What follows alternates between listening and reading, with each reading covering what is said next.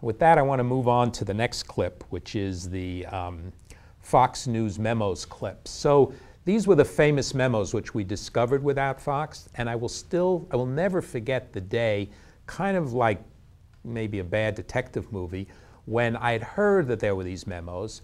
Someone had reached out to me, and she agreed to meet me in a hotel lobby, literally in a kind of disguise, with a manila envelope. And the person sat down. We recognized each other with hand signals. I'm not so great at the detective stuff.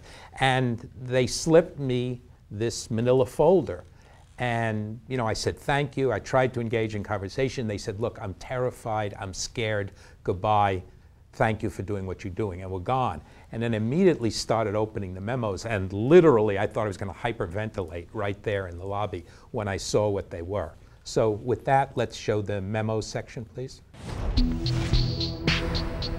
I suspect your research has discovered the memoranda that were written by John Moody and by Roger in terms of setting the tone for the day. The message of the day is a very political device. Let's spend a good deal of time on the battle over judicial nominations, which the President will address this morning. Nominees who both sides admit are qualified are being held up because of their possible, not demonstrated, views on one issue, abortion. This should be a trademark issue for FNC today and in the days to come. There was nothing covert about the way the managing editors in New York or Washington operated. They made it perfectly clear what they expected from us. The so-called 9/11 Commission has already been meeting. This is not what did he know and when did he know it stuff. Do not turn this into Watergate.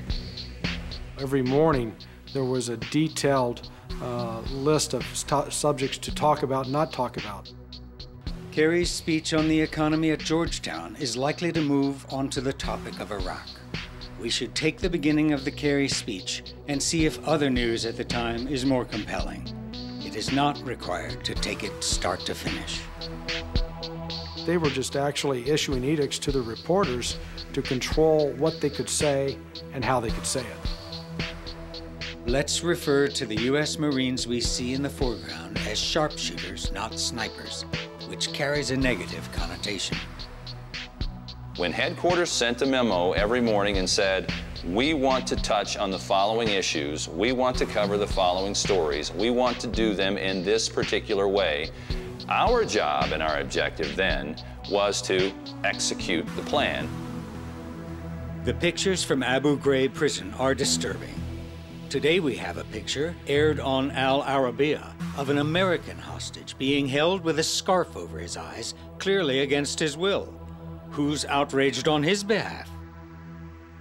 Outfoxed came out 7 years ago, and Brave New Films has been on the case for 7 long years now, and it turns out that it's even worse than we originally imagined in that movie. New memos have come out that show you exactly how biased Fox News is. Here, let me share some examples with you. In November of 2006, after Democrats won the elections, Fox News senior vice president John Moody said, the Iraqi insurgents must be thrilled at the prospect of a Dem-controlled Congress. He told his reporters and anchors to report that, which of course was fantasy. There was no such thing. But nonetheless, Martha McCallum went on the air that night on live news and asked about, quote, reports of cheering in the streets on behalf of the supporters of the insurgency in Iraq, that they're very pleased with the way things are going here, and also with the resignation of Donald Rumsfeld. Totally made up and makes it on with no basis in fact whatsoever. Later, Bill Salmon, Fox News' managing editor in Washington, during the 2008 elections decides to emphasize Obama's, quote, affinity to Marxists. Now that the words Marxist and socialist are being thrown around out there in the news cycle, I thought it was interesting to go back and revisit what Barack himself said about Marxists and socialists in his book. And it turns out he was drawn to Marxists and socialists as a young man.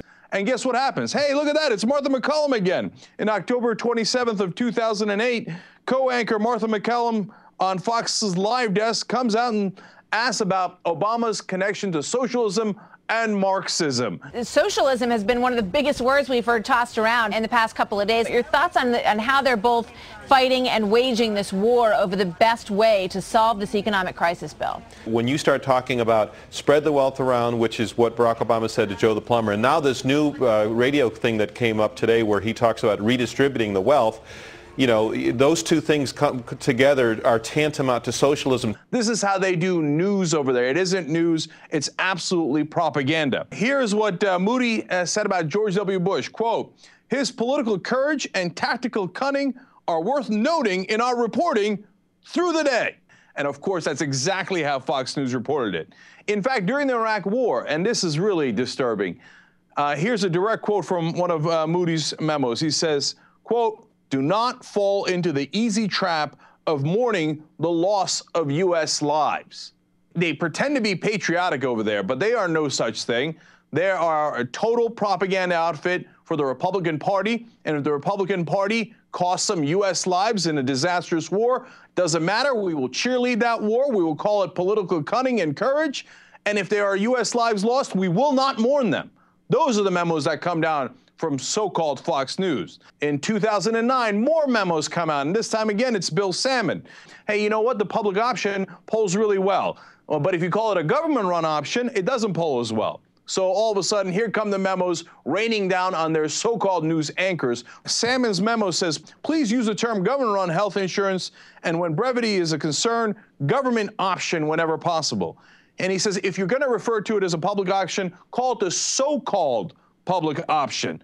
And he says, quote, let's not slip back into calling it the public option. So what happens? Same night, special report, Washington newscast, so-called news anchor Brett Baer says, we are going to, quote, take a look at the fight over government-run health insurance, when the night before he'd been calling it a public option. All of a sudden the language changes because the news actor got a new memo from the so-called heads of news. And Chief Washington correspondent Jim Angle referred to a government insurance plan that night. And just to top it off, he gave the second part of the memo as well. On air, he said, the so-called public option. They do not do news over at Fox News. They do propaganda for the Republican Party. It is very clear from the memos we've gotten inside. It was clear during Outfoxed. It's become even clearer since then. It is simply another arm of the Republican Party. And thank you, Cenk, for not only that, but all of the terrific work you and the Young Turks are doing and continuing to do. Again, another example of the importance of independent media. The Young Turks are a key point in being able to create video, to follow the news, to give a point of view about the news, and to connect the dots, which is, after all, one of the most important things that we all do.